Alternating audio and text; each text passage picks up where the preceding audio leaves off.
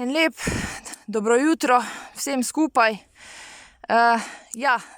Zdaj smo že kar dobro v zeliščarski sezoni nabiralništva, vendar pri zeliščarjih je pomembno tudi vzgoja vseh ostalih rastlin in seveda priprava na njihovo dobro rast.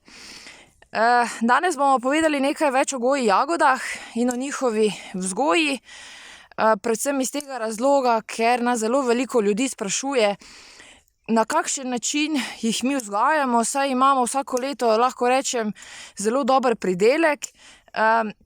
Veliko ljudi pa se sooča s težavami, predvsem v tem, da jim prebujno rastejo, da ne cvetijo tako, kot bi morale, ko zacvetijo, jim cvetovi odpadejo in tako naprej. Torej, njihova vzgoja se začne že kar zelo zgodaj spomladi ali v temle času. Nekako pazimo, da ni več tiste nevarnosti za pozebo rastlin. Začnemo seveda z obrezovanjem goji jagod.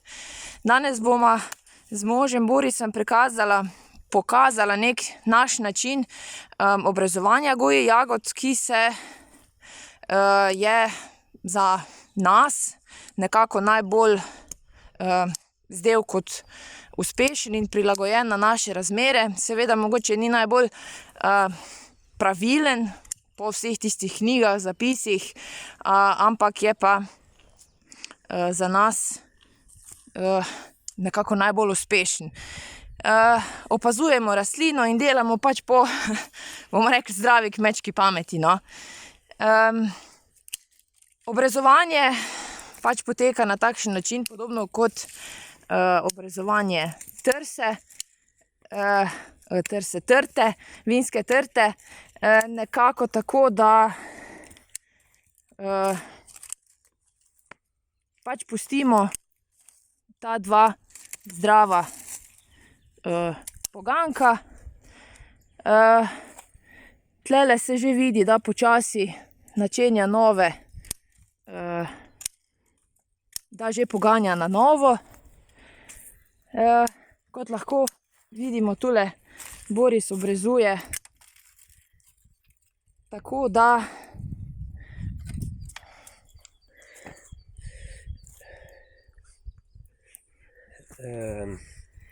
torej, podobno kot pri vinski trti pustimo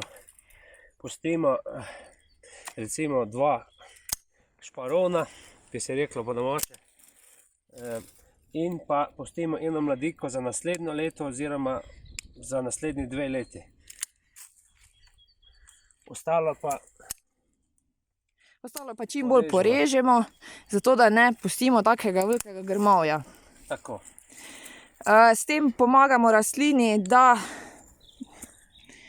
lepo začne, da se, bom rekla, da ima čez leto potem dovolj osvetlitve, da skozi njo lepo piha veter in s tem je tudi bolj odporna proti raznim boleznim.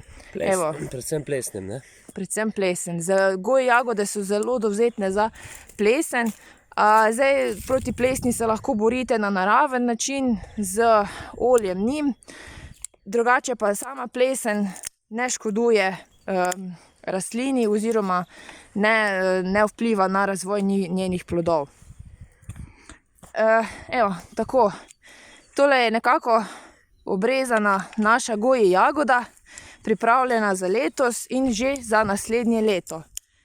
Nadaljnja vzgoja oziroma oskrba rastline je pa ta, da ko zažene goji jagoda, ko naredi nekakšen grm, vmes med letom skrbimo za trganje oziroma izrezovanje zalistnikov, reče se po domače tudi ravbarjev, saj tisti poganjki črpajo rastlino, na tistih poganjkih ne cveti rastlina, ampak samo z nje ni nič in tisti je treba odstraniti. Ostalo, potem ko pa rastlina zacveti, pa mi potem poganjke prikrajšamo, zato da rastlina neha cveteti.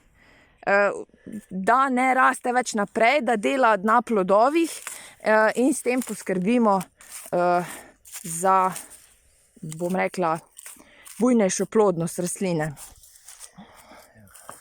Takole, spet. Ta je za naslednjo leto oziroma za naslednji 2 leti nastavek, podobno kot pri vinogradu, se pravi čep oziroma raznik. Ta bo počasi že strošena, bo šla stran, pa bo ta začela roditi.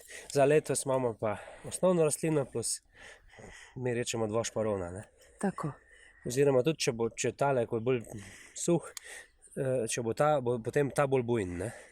Se pač razpelje tako pri trti. Ne? Tako. Torej, lahko jih oskrbujemo torej v obliki trte, v obliki drevesa. Določene imajo rajši mogoče malenkost še bolj razvejano obliko v obliki grmovnice. Rastlino opazujte, saj obstaja več vrst goji jagod. Ene so malenkost, imajo plodove bolj okrogle, druge malenkost bolj podolgovate. Tole, kar pa raste okrog nje, to so vsakoletni taki zelo mladi poganjki. To se pa čez leto skozi odstranjuje, zato da ima matična rastlina dovolj moči za rast in tvorjenje cvetov in kasneje seveda tudi za plodove. Nekako spomladi ali pa v jeseni je dobro goji jagode tudi pognojiti. Če jih v jeseni je zelo dobro, ker se temu reče založno gnojenje in ima rastlina spomladi, ko zažene že, bom rekla, pripravljeno dovolj hranil za svojo rast.